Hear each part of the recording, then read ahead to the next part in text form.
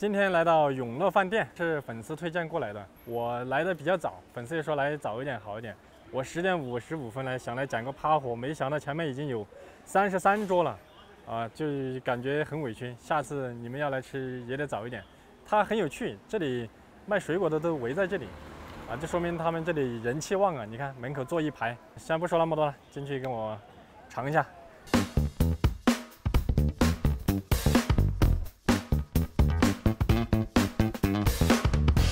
糯米排骨29，先尝一颗，里面总共有8颗。这个糯米看着像刺猬一样，裹得很紧。夹开看一下，你看我中奖了，里面是夹到一颗这个脆骨，看味道。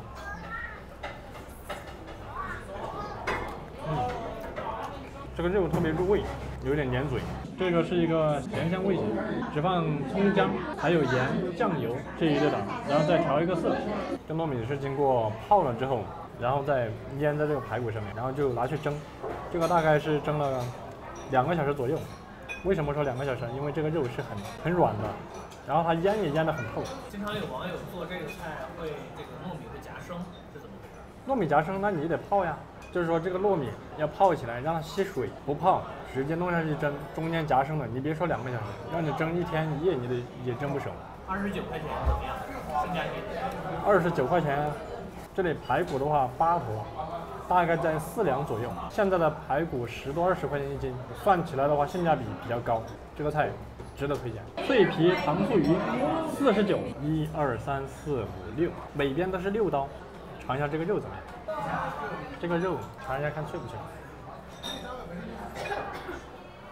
它这个糊上的上的比较薄，看到没？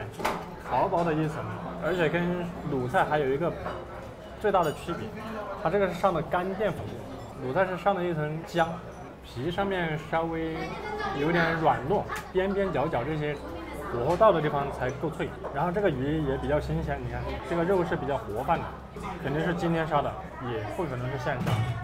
糖醋要吃这个肉糊的地方，我感觉能看出来炸的好像不够透。对，你看这个肉水分稍微重一点，水分重的鱼有腥味。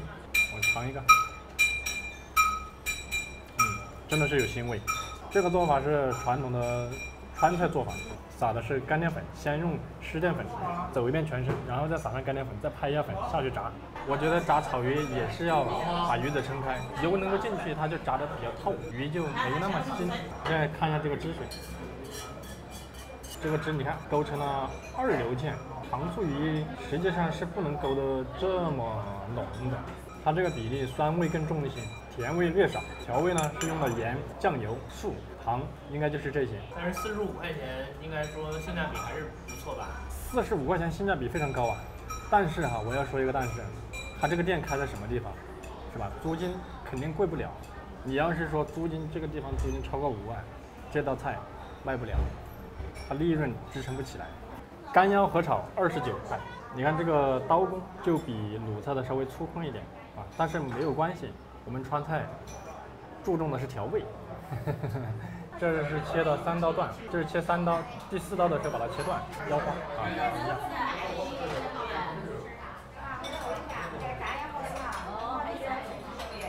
这个表面这个糊稍微重一点，看到没？它不是普通的淀粉这一层糊它是红薯淀粉，红薯粉才贴得这么紧，一般的贴不了这么紧。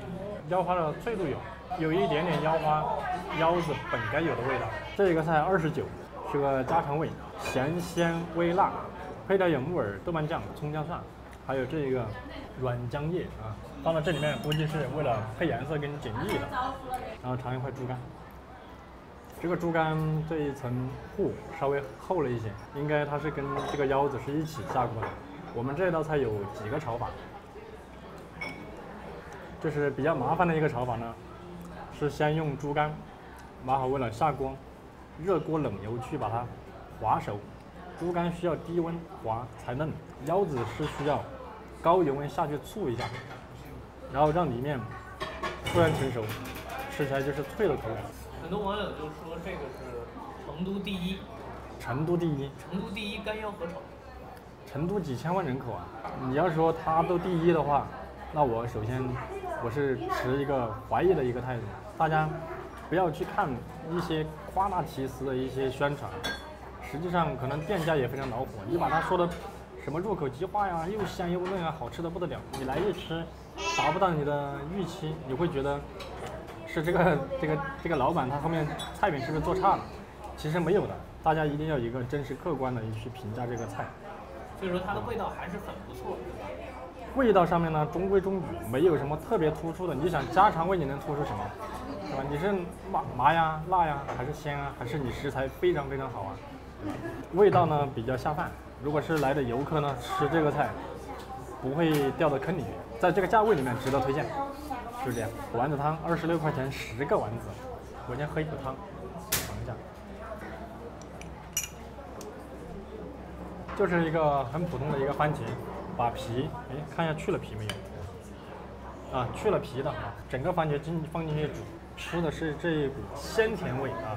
这个材料嘛都是很普通的材料，然后呢都是比较实惠的材料。我要吃一颗肉试一下，这个肉丸呢挺大颗的啊。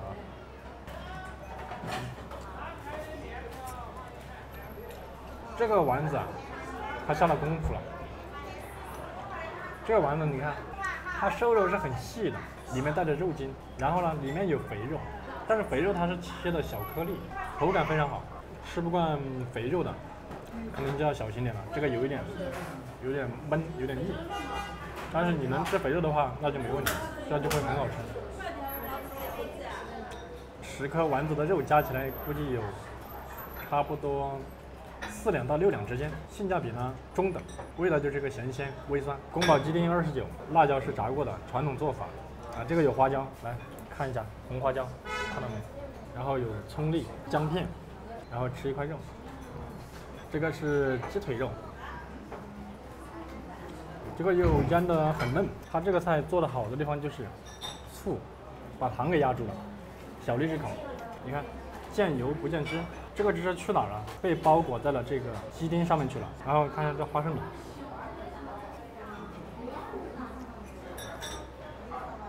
这花生米有点脆，有点脆。这花生米就不像是勾芡勾出来的。这个辣椒用的小的灯笼椒是对的，但是它也加了一些别的辣椒掺进去。这个菜做的很高明，出香的、出辣的都在了。因为这个菜不讲究辣椒的颜色，所以就没有用2荆条。这个菜基本上如果是100分的话，从厨师的角度来说，能给到88分。88分很高了。基于我的认知啊，要卖相有卖相，要口感有口感，要味道有味道。这道菜29呢，不算太高，也不算低。这个宫保鸡丁炒得好不好，就看你的汁有没有刮上去。在收这个汁的时候，火稍微大一点，汁水才能够沾得上去。现在我们饭吃完了。这次我们没有拍到厨房，也没有让我们进去看，但是我在外面转了一圈，我画了个图，因为我对它的这个地形很感兴趣。大家看，这是我画它的门面图啊，这里是马路，左右来的马路，它由1、2、3、4、5个门面，大概5、6个门面打通的。它以前我估计就在这个位置，后面因为生意好了之后，把旁边又打通了。然后这一块呢？这一块是它的厨房，它的厨房比较小，但是始终没有进去看，这是最大的一个遗憾。整体来说，今天我们点的几个菜，味道中规中矩，口感也还可以。然后其中的这个宫保鸡丁对我的印象非常深刻，在这个价位里面是非常值得推荐的。好，本期视频到此结束，我们走吧，拜拜。